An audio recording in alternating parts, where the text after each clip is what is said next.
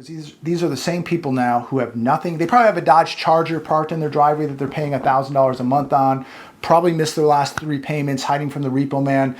They're probably getting ready to be evicted. They're probably 6 months behind on their mortgage. They have absolutely no assets. They have a load of debt. They have a load of credit card debt.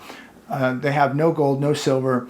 But now they're going to sit here and point fingers that you and I talked about this for 2 or 3 years and eventually we're going to be right. No, they know we're going to be right.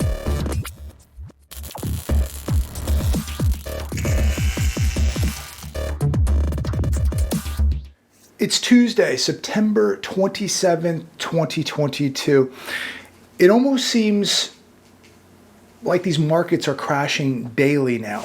Dow Jones just closed down over 100 points. NASDAQ was up about 28. A pretty flat day.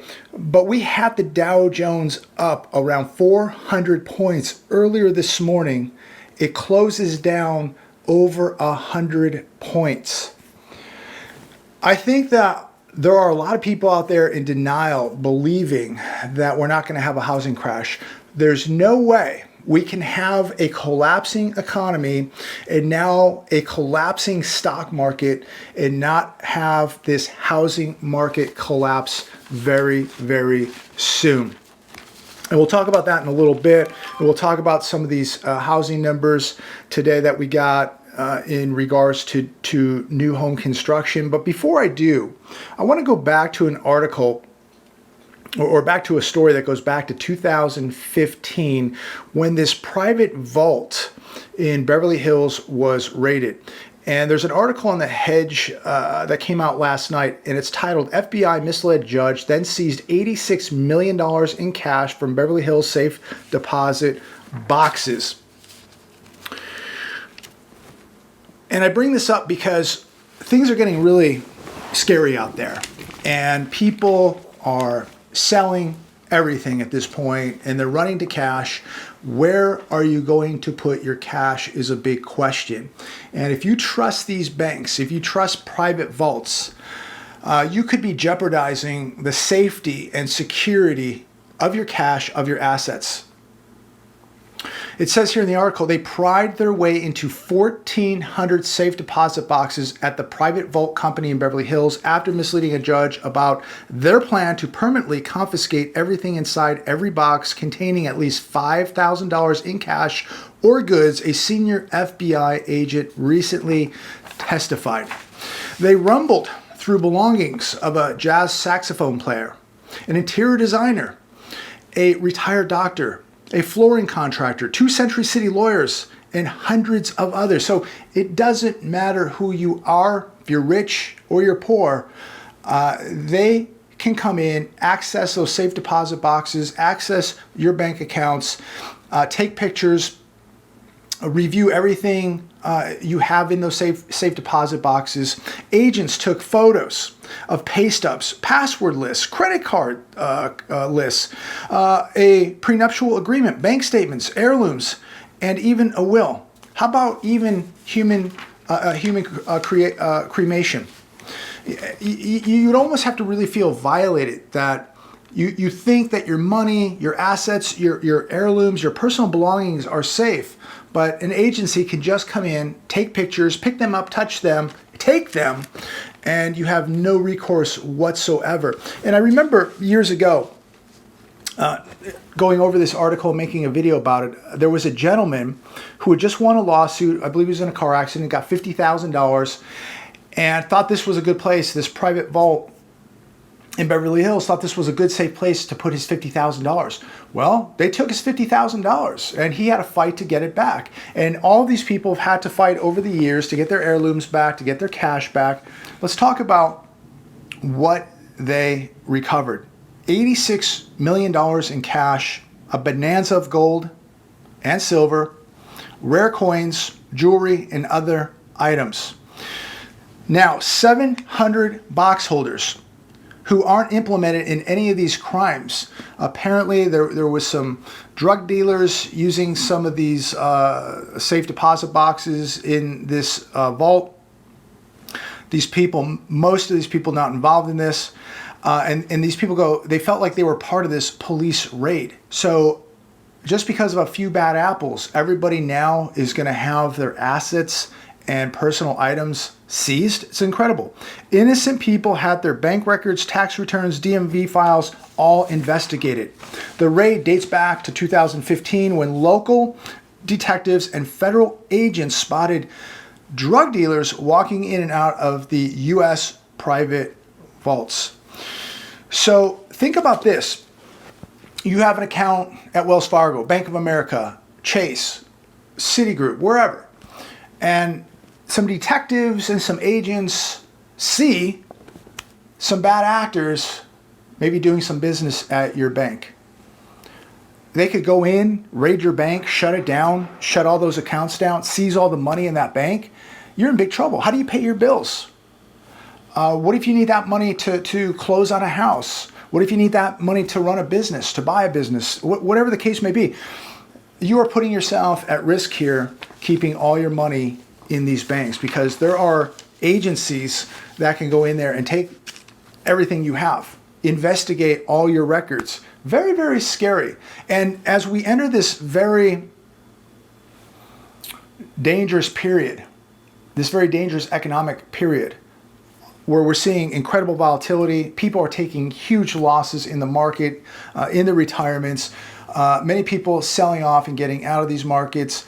And where are they going? They're putting cash, all their cash, and putting it in these banks where it's very susceptible to investigations and into seizure. So as I make this video today, this really just reminded me and reinforced with me why I think it's a bad idea. And it's my personal opinion, not financial advice, but why I think it's a bad idea to keep all your eggs in one basket, to keep all your money in the bank. You know, people will say, well, spread it out in 5 different banks. And that's better than keeping it all in one bank. But you're still putting yourself at risk that if something happens as a bail-in, a bailout, grid goes down, a financial run on the banks, raids on these banks, whatever the excuse might be, these banks can be shut down. And remember, these banks are going to look out for themselves before you. They don't have your best interest at heart. They have theirs. So if they get into a financial problem and they need to take your money, that's what they're going to do.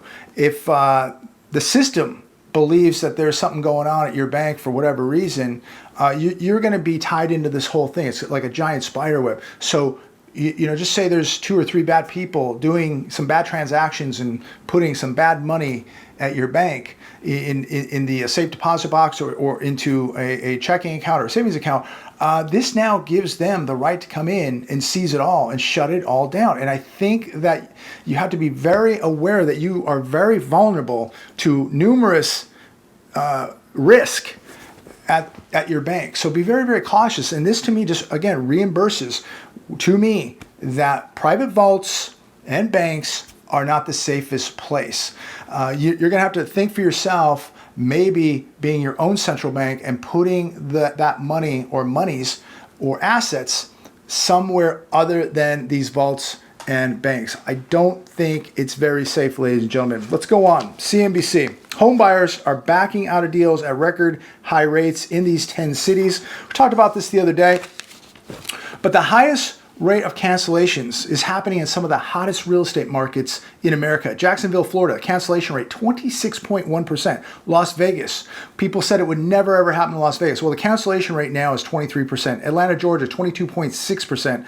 Orlando, 21.9%. Fort Lauderdale, Florida, 21.7%. Phoenix, one of the hottest housing markets in America, cancellation rate 21.6%. Tampa, 21.5%.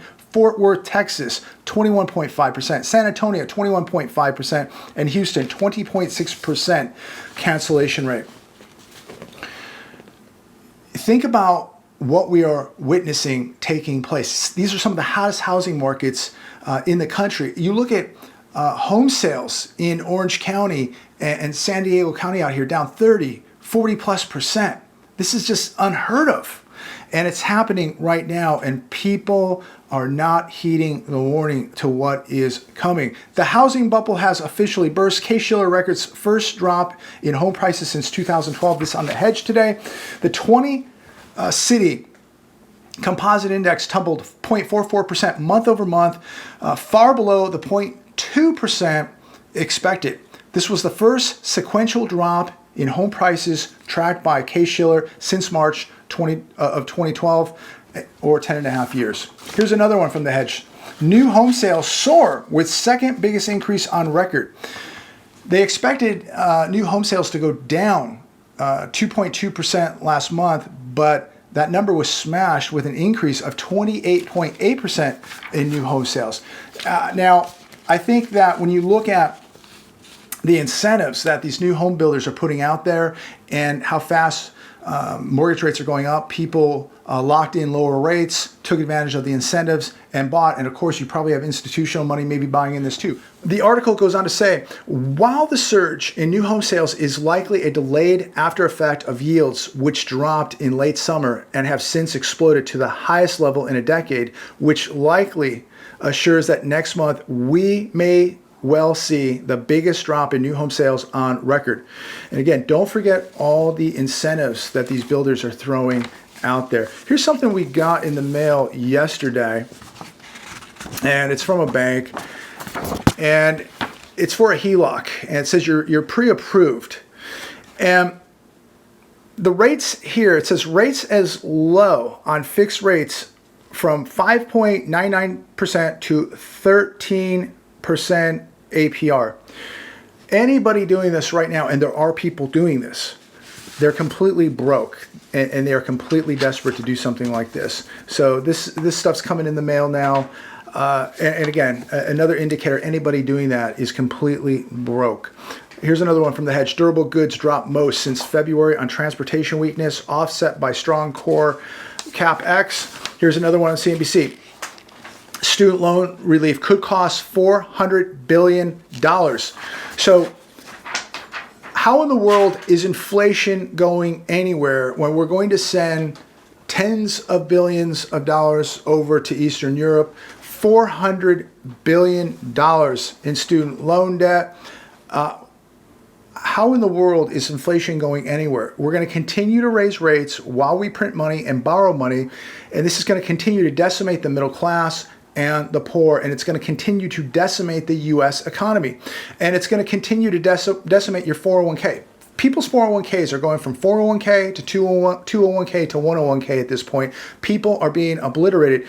This year alone, on average, people have lost 20% in their 401ks on average. Many of you may have lost even more. Morgan Stanley says dollar surge tends to end in crisis. I think right now we're looking at the dollar index exploding right now. And I think we all have to be on the lookout right now for something to break. The dollar index is up 19% while stocks are down over 23%. Something's going to break, ladies and gentlemen. This is 100% unsustainable. And I would do everything to get out of paper and be holding physical things right now. I would be getting rid of paper and buying physical. That's me, not financial advice, but I don't think you want to be holding paper in the worst economic collapse in U.S. history. You need to be holding real things. This is a time in history where you want to be holding real physical assets. People are going to wake up one day and they're going to realize they've been wiped out. They've been fooled. They've been bamboozled. They've been tricked. Everything they thought they had is gone. Their pensions are going to be decimated. Their 401ks are being decimated right now. Social Security is being decimated. Their stock portfolio is decimated. And we're going to watch equity in homes be literally destroyed, vaporized, decimated. And people are not going to know what to do. They're not even going to know what hit them. And the only thing you're going to have is what you can access physically quickly. That's it. All you have is what you can get to. The digits on a screen, the paper, it's going to be worthless, ladies and gentlemen. $400 billion student loan forgiveness, tens of billions of dollars going over to Eastern Europe. All this money being printed, all the benefit money, all of the unemployment money, all the stimulus money, all of the QE, all the helicopter money, the low interest rates for over a decade, all this now we are going to have to pay for. And you're going to pay for it through your retirements, through your pensions, through the US dollar being absolutely destroyed. That's how we're going to pay for it, ladies and gentlemen. It is going to continue to get very, very bad here in America. And people are beginning to wake up, and they're getting very scared. And unfortunately, it is going to be too late for so many of those people who ignored the warnings over the last 3 and 4 years. You know, somebody again said that I've been talking about this for 3 years, and these are the people who are very ignorant and don't understand what an economic collapse looks like. They don't understand what a hyper bubble looks like. These hyper bubbles and collapses don't happen over months or a year, especially one this size. It takes years to get to this level, and this thing started back in 2008.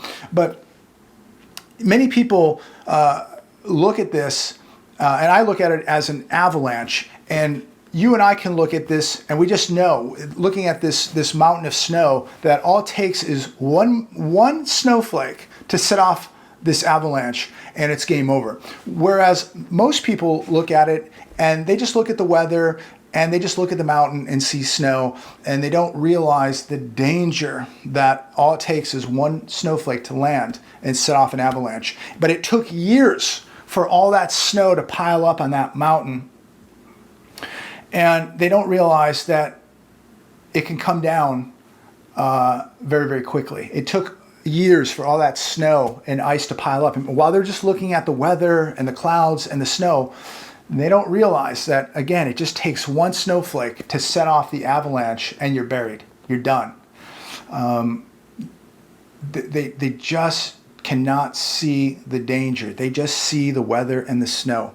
Most of you see that there is an avalanche getting ready to be unleashed, and you know how dangerous an avalanche can be. And this one's going to be huge. And it didn't just happen overnight. It took years to build up this massive amount of snow and ice, but it's going to come down very, very quickly. And so these people who say, well, you know, you're going to be right one day, you've been talking about this for 3 years. Well, take a look 3 years ago and look every year how much bigger the deficits and the debts got, how inflation started to increase. Look at the banking repo market that we saw a couple years back, all warning us what was going to happen. A country living paycheck to paycheck. The debt, the household debt increasing every year. It didn't take a rocket scientist to figure this out, ladies and gentlemen. Just connect the dots. Every year, you could see that people were losing purchasing power. They were going deeper into debt. The Fed had to print more money. The Fed had to lower interest rates more. They had to buy mortgage-backed securities to prop up the housing market. It goes on and on and on. You had banks in the repo market scared to lend money to other banks. I mean, that was a big warning sign right there. And yet these people say, we'll be right one day. I feel sorry for them. I really do, because these are the same people now who have nothing. They probably have a Dodge Charger parked in their driveway that they're paying $1,000 a month on. Probably missed their last 3 payments, hiding from the repo man. They're probably getting ready to be evicted. They're probably 6 months behind on their mortgage. They have absolutely no assets. They have a load of debt. They have a load of credit card debt. They have no gold, no silver. But now they're going to sit here and point fingers that you and I talked about this for 2 or 3 years and eventually we're going to be right. No, they know we're going to be right. They know now the reality of what's about to take place, and they cannot do anything about it. They are sitting ducks. Ladies and gentlemen, as I leave you today, do not be a sitting duck. Do not be a victim of this economic collapse. Get your house in order ASAP, immediately. Every day we are watching another crack in the dam, another leak take place in the dam, and we are running out of fingers to plug up these leaks, ladies and gentlemen, and they're going to get bigger. They're going to get more ferocious. The cracks are going to accelerate, and at some point, you just got to get out of the way. So make sure you're protecting yourselves. I'm going to leave it there today. We'll see what happens tomorrow. But we are now seeing the result of the Fed stepping aside. These markets cannot function on their own. They never could. They could not function without ultra low interest rates and trillions of dollars being pumped into them. Now the Fed shrinking the balance sheet, not in these markets buying at least as much as they were. I don't know. Maybe they are still buying, but certainly not as much as they have been. To me, it looks like the Fed has stepped aside and now these markets are on their own. and they're going to be in big trouble because they cannot operate, they cannot function because they're fake. These markets were fake and highly manipulated, and now without the Fed, they're in big trouble. And if you're in these markets, you're going to be in big trouble also. God bless. Have a great day. Stay on course. Please subscribe. Please share these videos, and please give this video a thumbs up. Talk to all of you very, very soon.